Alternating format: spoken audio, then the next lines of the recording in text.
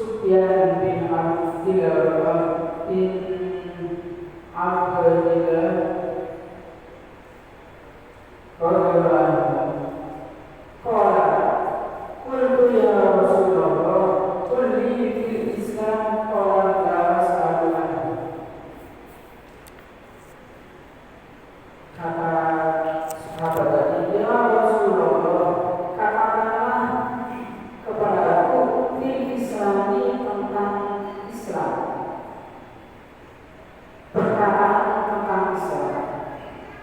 la as'alu anhu, yang tidak saya minta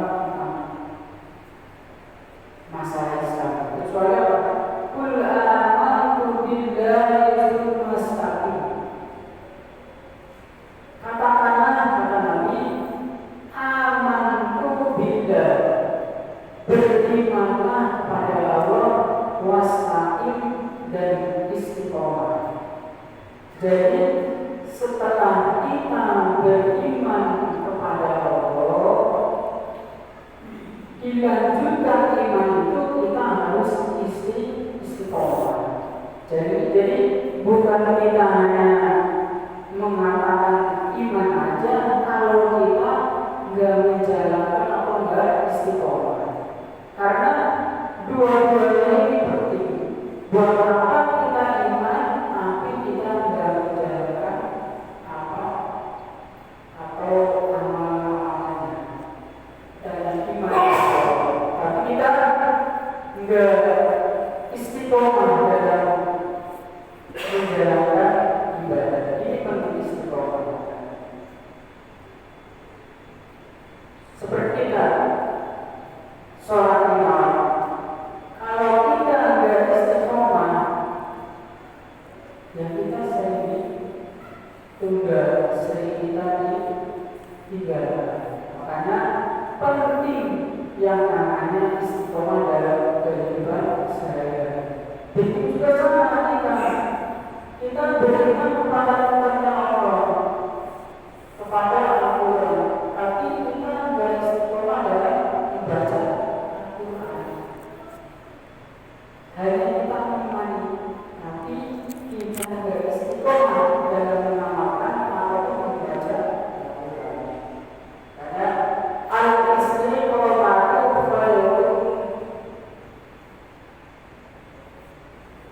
min alfi karomati.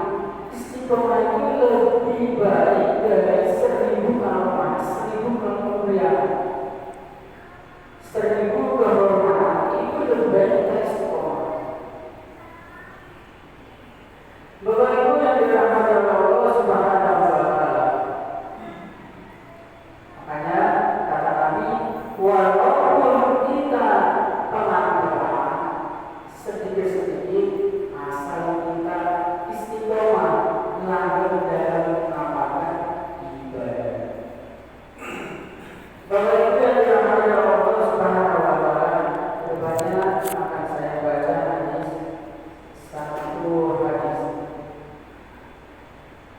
Bismillahirrahmanirrahim. Al-hadits sadis wa al-hadits rahimahullah. Al-hadits sadis asyara. Al-hadits ada hadis al-sadis asyara yang ke-13 an Abi Hamzah al-Siddiqi, dari sahabat Abi Hamzah, yaitu sahabat Anas bin Malik radhiyallahu taala anhu. Semoga Allah khair Rasulullah yang menjadi khatim pelayanan Rasulullah sallallahu alaihi wasallam wa alihi wasallam dan keluarganya sallallahu alaihi wasallam. An-Nabi sallallahu alaihi wasallam, dari Nabi Muhammad sallallahu alaihi wasallam, Nabi bersabda,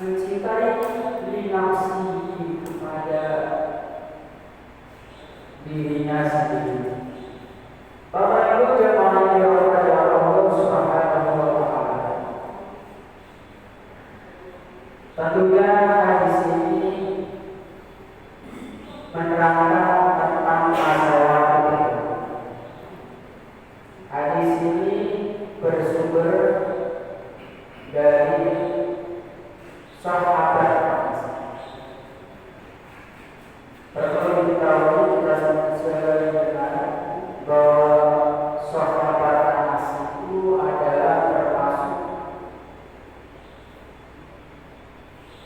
sahabat muhajirin, sahabat muhajirin, sahabat. Beliau ini lahir di Madinah 10 tahun sebelum hijrah. Jadi sebelum hijrah, 10 tahun sebelum hijrah, sahabat Anas ini sudah dilahirkan. Beliau ini yakin ketika umur 10 tahun sahabat Anas ini ibunya seorang kepada Nabi. Untuk apa? Untuk menjadi kehidupan pada Nabi Muhammad Sallallahu Alaihi Wasallam. Kalau sekarang dididikan di pesantren. Jadi zaman dulu tradisi seperti itu sudah ada. Jadi pesantren dari sekarang dari dulu itu sudah ada. Jadi sahabat Anas ini menjadi khifah atau menjadi khadim, pembantu pelayannya atau santrinya Nabi Muhammad SAW dari umur 10 tahun sudah ngantri.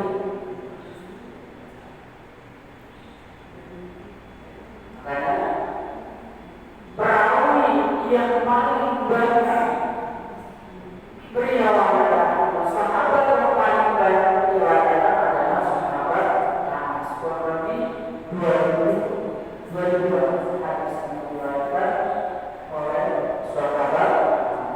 Makanya ketika kecil pernah Nabi Muhammad SAW doakan,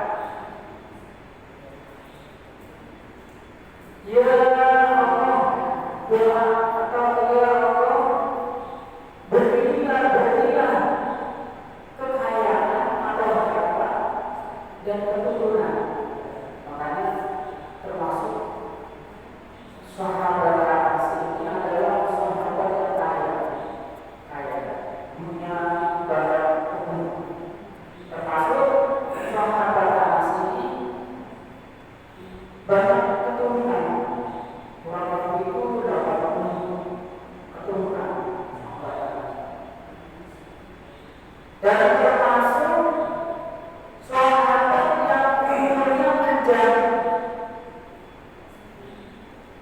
Kurang lebih itu 103 tahun usianya. Mana beliau itu meninggalkan wafat paling terakhir di antara sahabat-sahabat yang ada di Madinah. Jadi beliau meninggalkan ada banyak tabi'in yang minta petunjuk atau belajar kepada sahabat. Bapak Ibu yang dirahmati Allah Subhanahu wa Ta'ala. Nah, hadis ini kurang lebih artinya tidak dinamakan orang yang beriman sehingga orang tersebut mencintai saudaranya seperti yang kita cintai pada diri sendiri. Namanya saudara, ada adik, ada kakak, ada orang tua kita, ada bibi, ada ponakan, ada paman. Itu saudara-saudara kita, itu dari jalur nasab. Tetapi secara umum, secara universal, itu karena ini membahas tentang apa namanya, ukhuwah.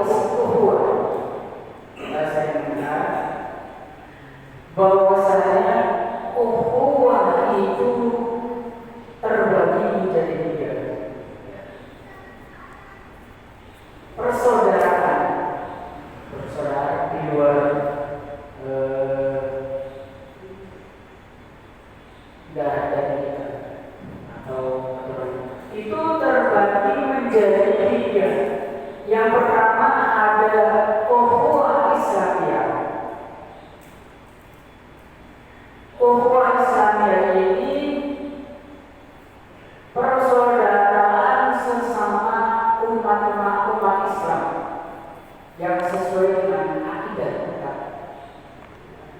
atau ada pertanyaan, ada ucapan tentang akidah, walaupun itu bukan saudara kandung kita, adik kita, orang kita, kalau kita seiman dan cinta itu adalah saudara kita.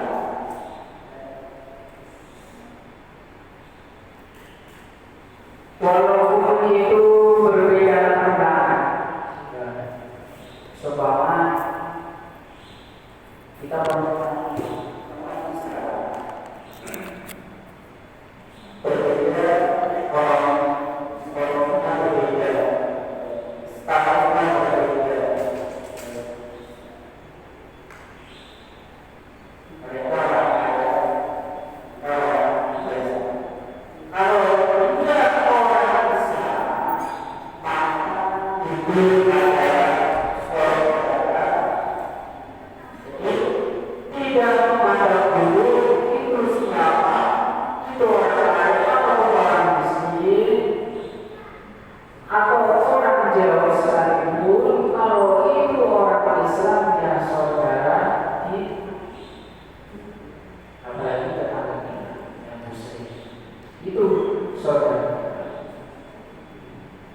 makanya ketika Nabi Muhammad SAW hijrah ke Madinah, yang pertama beliau lakukan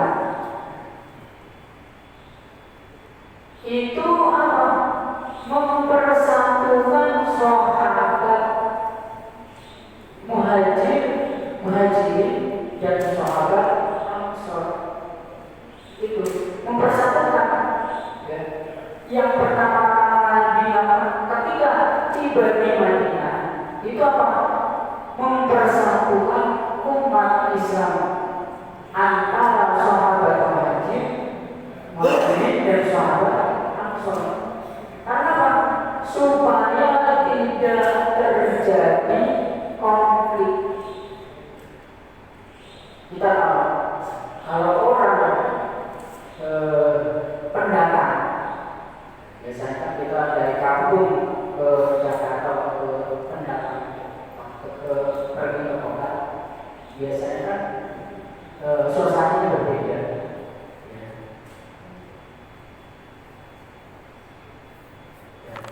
Karakter orang berbeda-beda. Misalkan ada orang Jawa datang ke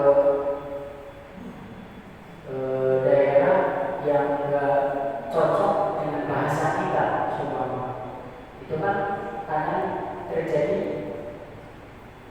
persepsian ataupun terjadi suasana yang tidak diinginkan biasanya. Itu gara-gara perbedaan bahasa.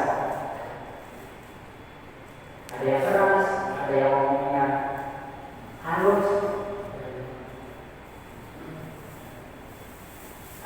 Pertama-tama yang dilakukan oleh Nabi ketika hijrah di Madinah adalah mempersatukan antara sahabat muhajirin dan sahabat Ansor. Tujuannya supaya tujuannya agar kaum muslimin bersatu. Makanya kita ketika kita jadi berantem, yang kita jangan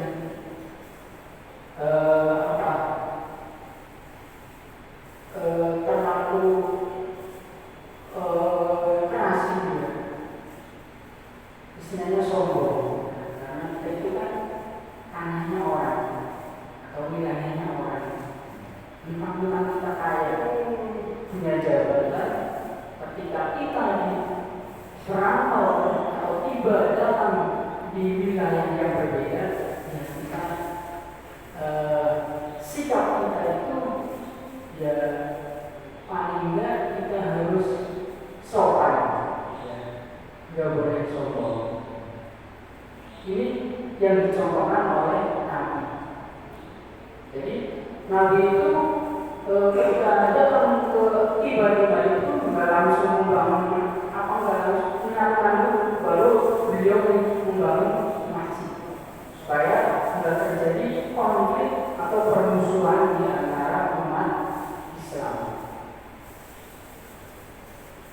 Bapak Ibu yang dirahmati oleh Allah Subhanahu wa Ta'ala, sama ini umat Islamiyah. Momen ini biasanya ukhuwah Islam ini terjadi ketika kita mudik, ya. Ketika kita lebaran. Lebaran itu kebanyakan orang-orang kita umat Islam yang di Indonesia itu kita mudik. Ya. Tidak jarang kan nggak mudik. Kebanyakan orang yang merantau itu pulang kampung. Tujuannya apa? Yaitu untuk ukhuwah Islamiyah. Dan dari misalkan dari dulu kita saudara yang jauh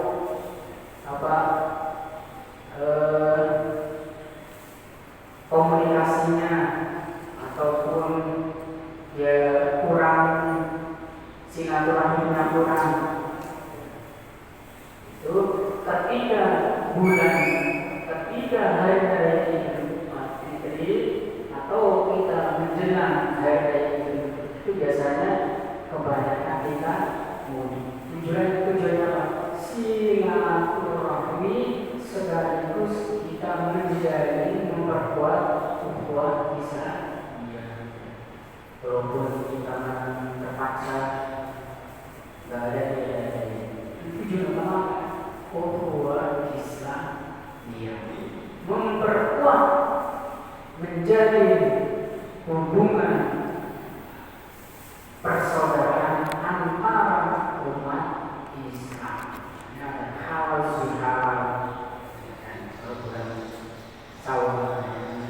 tradisi halal dan halal.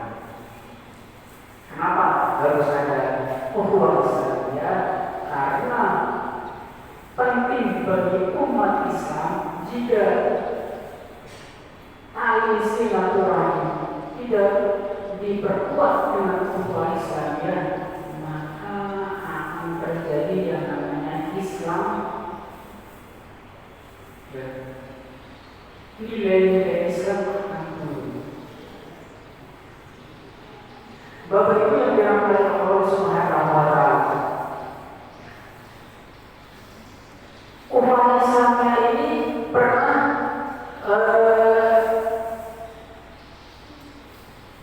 terjadi ataupun dicontohkan oleh beliau cucunya Nabi yang namanya Hasan.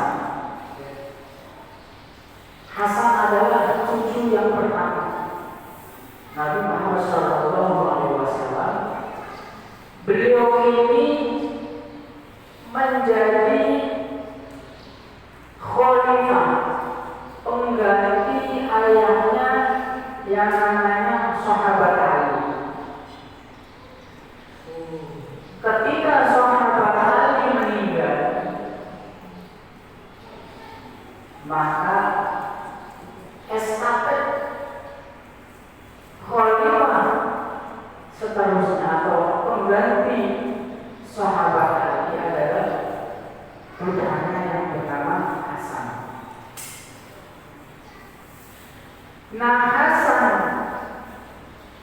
ini menjadi khalifah tidak lama. Kenapa tidak lama? Karena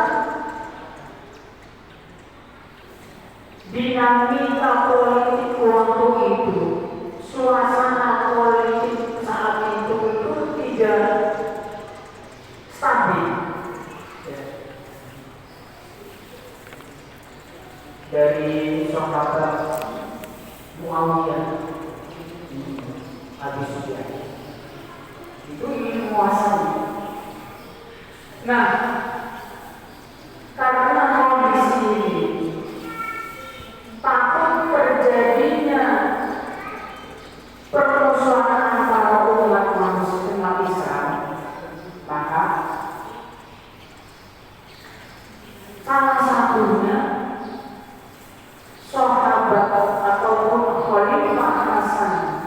bintang ini mundur lagi. Jadi beliau dari sampai maka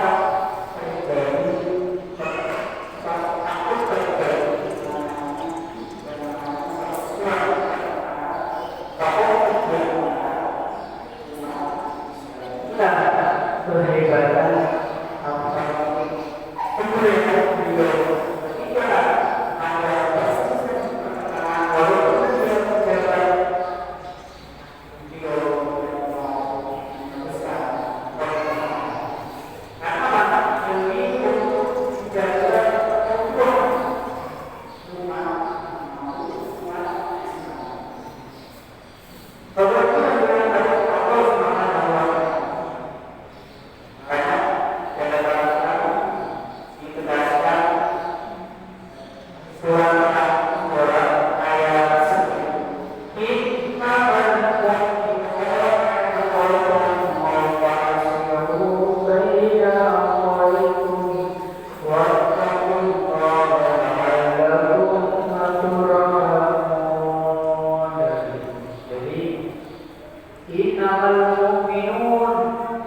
sesungguhnya orang yang beriman ikhwatun itu adalah saudara.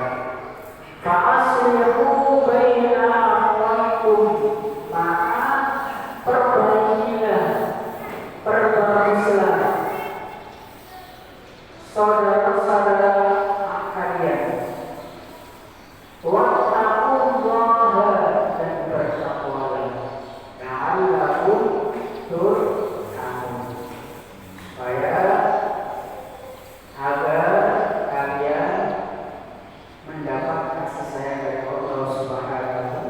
Jadi ukhuwah Islam ini memang sudah diberitakan dalam Al-Quran. Nah, kita sebagai orang Islam jangan sampai kita putus silaturahmi, terjadi perselisihan antara lawan. Jadi jangan kegagasan. Masyarakat muslimin rahimahullah. Yang selanjutnya adalah ukhuwah watoniyah. Ukhuwah watoniyah ini persaudaraan di antara sesama manusia, sesama kami. Ya. Jadi walaupun berbeda-beda suku, berbeda-beda ras, berbeda-beda agama, kita tetap bersatu. Kita sama orang Papua, saudara. Kita sama orang Jawa Timur, Jawa Tengah, ataupun orang Kalimantan, itu saudara kita setanah airnya. Makanya kita harus menjaga yang namanya toleransi.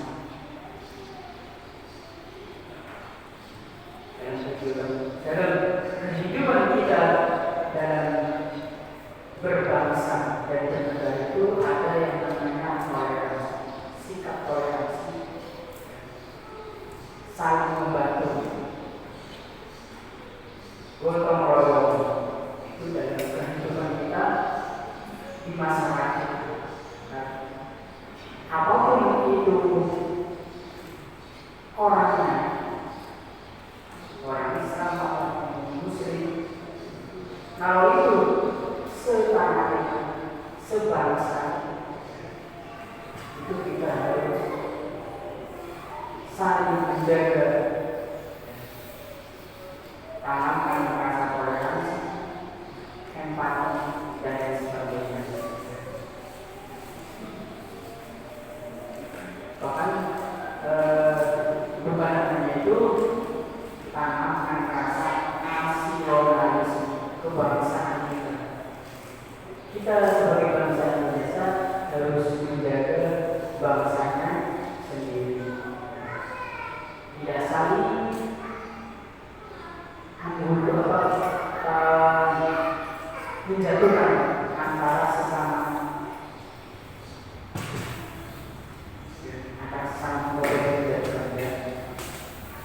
menjaga perdamaian. Makanya ada yang namanya, kalau tingkat nasional ada yang namanya PBB, Perserikatan Bangsa-Bangsa. Itu tujuannya untuk mempersatukan antara negara-negara tingkat nasional. Kalau tingkat kita Indonesia nasional itu ada namanya yang disebut NKRI, Negara Kesatuan Republik Indonesia. Makanya dalam bulir atau Pancasila, dalam bulir yang pertama atau sila yang kedua itu namanya Persatuan Indonesia. Itu pertama penting, persatuan Indonesia. Kalau umat atau warga Indonesia yang bersatu, negara jadi aman. Jangan kita memikirkan sendiri-sendiri, mencari amannya sendiri-sendiri, ataupun kita lebih mementingkan golongannya sendiri-sendiri, kepentingan sendiri. Boleh dalam kita bermasalah, kita juga sendiri-sendiri dan juga mementingkan negara.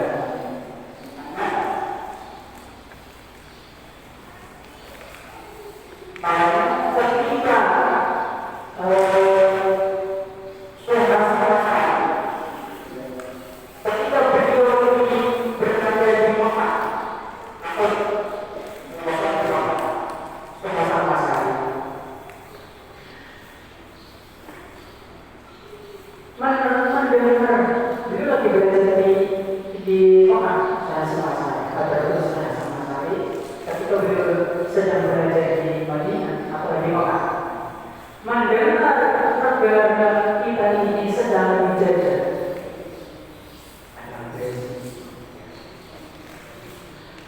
Apa? Sikap beliau itu langsung pulang ke tanah ini. Tujuannya agar peperangan ini nggak terus-menerus. Jadi beliau itu bukan sekedar hanya mementingkan diri sendiri, agar negara pun tetap beliau dipentingkan.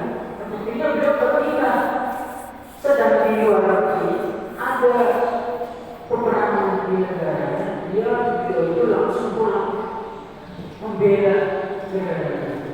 Makanya jangan begitu. Kalau biasa kita bosan. Zaman dulu benar-benar mati-matian dalam membela negara. Karena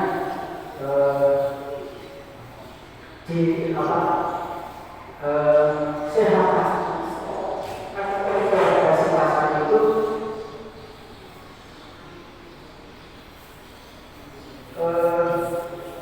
pulang ke tanah airnya untuk membela negara.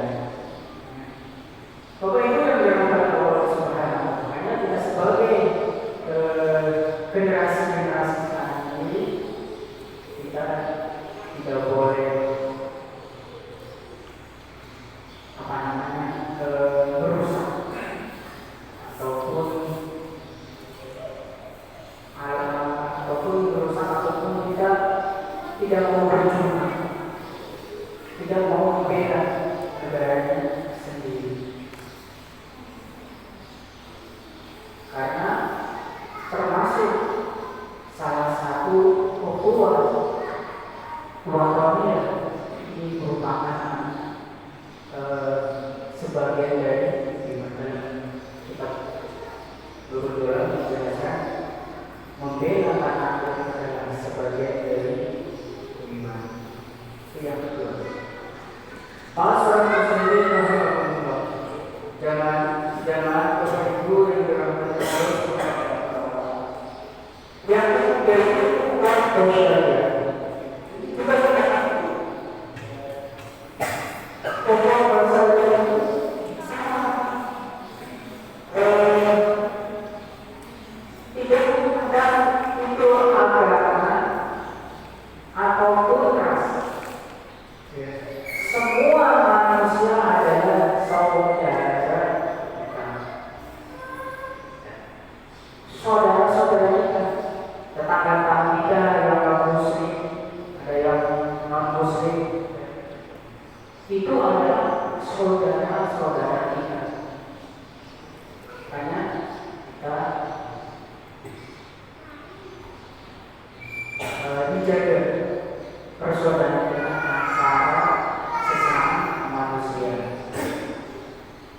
tidak boleh ada yang namanya permusuhan, karena ini pernah ditekankan ya. Jangannya Nabi Muhammad SAW ketika beliau hijrah ke Madinah, yang pertama beliau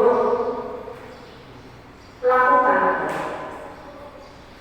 ketika hijrah di Madinah, beliau itu langsung membuat namanya piagam Madinah, sama seperti yang Asia. Dulu juga ada namanya piagam Madinah, yang isinya itu agar umat manusia di Madinah yang muslim ataupun non muslim agar bersatu. Itu piagam Madinah. Yang pertama kali beliau lakukan adalah membuat namanya piagam Madinah, yang isinya antara lain menjaga persatuan dan kesatuan umat manusia. Kalau orang sudah bersatu itu enak gitu jawabannya. Tapi itu kalau jawabannya diganggu oleh siapapun. Ini pernah dicontohkan sama presiden kita dulu, ya, Presiden Soekarno. Presiden Soekarno itu memang membangun masjid Istiqlal. Masjid Istiqlal itu kan kita tahu, ya, kita pernah ataupun kita lihat juga Masjid Istiqlal posisinya berada nggak jauh dari gereja, ya. Kalau Istiqlal itu kan di lapangan, pokoknya nggak jauh dari yang namanya gereja katedral. Nah itu tujuannya apa?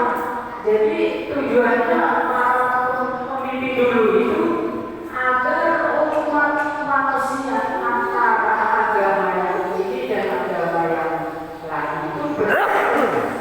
Itu tujuannya dibangunkannya Istiqlal, bukan tujuannya supaya tidak ada terjadi permusuhan antara umat Islam dan umat non-Islam. Itu tujuan utamanya para pendahulu kita mungkin. Jangan kok itu kan bahkan ada di wilayah yang lain di daerah timur itu ada masih itu berdampingan dengan gereja. Tujuannya itu ukhuwah basyariyah,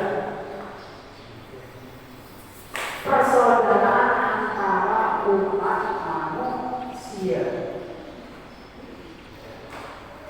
Dulu kan ada grup yang namanya, kalau kita pernah dengar namanya bangsa. Bangsa itu pernah menjaga yang namanya gereja.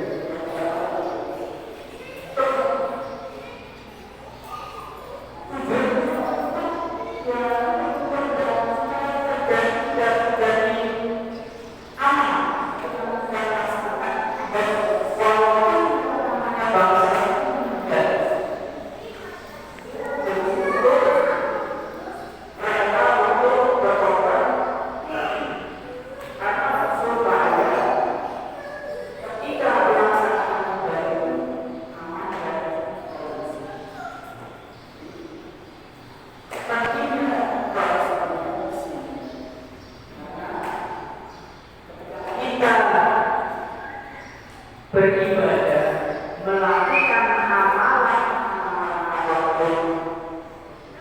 yang lain, kebaikan.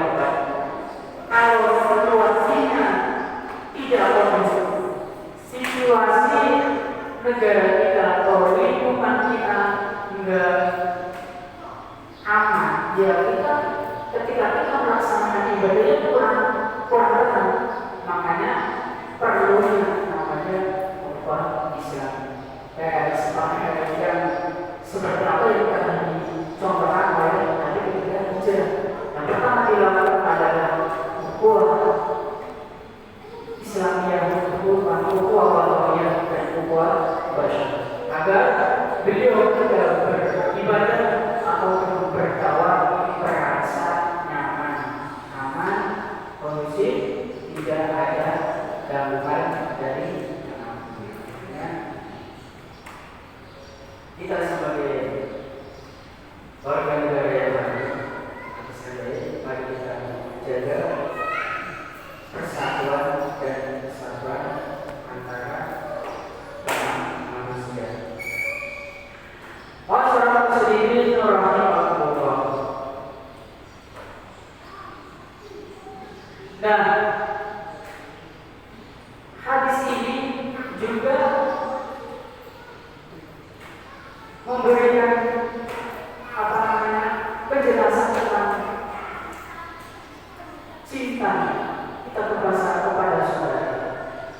Bagaimana ketika kita tidak saling mencintai? Kata Imam Al-Ghazali, ada 3 macam ketika kita tidak saling mencintai. Yang pertama, al-awwalu ayyatamana zawalul nimati wa wa husulihi bi nafsihi. Bisa juga ketika kita tidak mencintai seseorang, harapan kita apa? Zawalul nikmah, yang kita jangan kita mengharapkan nikmatnya orang lain itu hilang. Saya nggak kita orang itu biaya aja, nanti juga dia miskin sendiri. Jangan seperti itu. Ada rasa dengki. Ada yang namanya koleksi, itu ada rasa dengki kepada orang lain ketika kita tidak mencintai orang lain. Benar nggak Bapak Ibu? Pasti, wah saya benci sama orang ini, saya nggak suka orang ini. Berarti dalam diri kita ada rasa dengki. Mungkin dengki itu disebabkan karena ingin dia apa? Nikmatnya dia hilang. Bisa juga dia itu orang tersebut supaya dia itu jadi orang yang hidupnya senang. Bisa jadi ada rasa diri kita itu saat kita itu mendoakan kepada orang lain, itu yang tidak disukai. Kata Imam Al-Ghazali, hanya tetap kita walaupun saudara kita kondisi apapun, kita tetap mencintai sesama saudara manusia.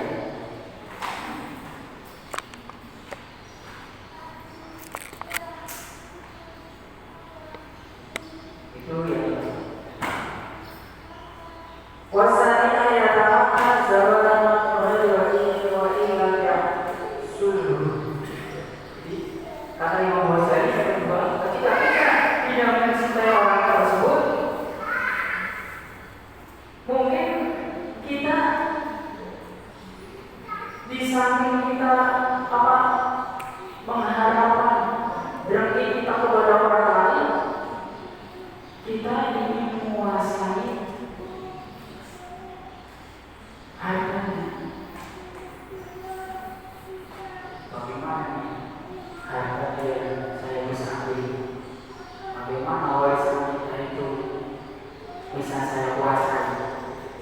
Kita berarti tidak mencintai, karena ada faktor kita ingin menguasai miliknya.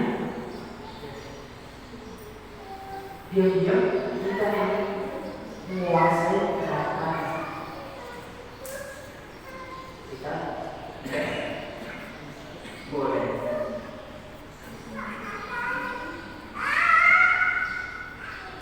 Bapak Ibu yang dirahmati Allah Subhanahu wa Ta'ala.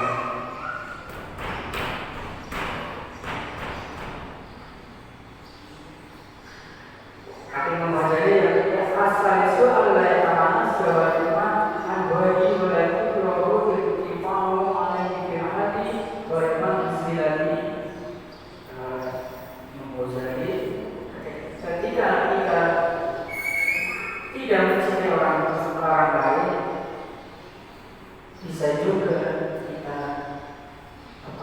ingin tidak suka orang itu naik jabatan, naik pangkat, naik statusnya. Dalam diri kita ada rasa hasut dan hanya sudah kalau kita ingin berhenti kita dalam diri kita, hati kita ada hasut, ya, otomatis kita akan mencintai sesama saudara kita. Kalau kita kalau kita tidak mencintai saudara kita, berarti dalam diri kita ada yang namanya sifat hasut. Bisa juga kita ingin menguasai hartanya ataupun ingin menjatuhkan. Bapak Ibu yang dirahmati Allah Subhanahu wa Ta'ala. Jadi hadis yang ke-11 ini, yang ke-13 ini intinya adalah mari kita kuat baik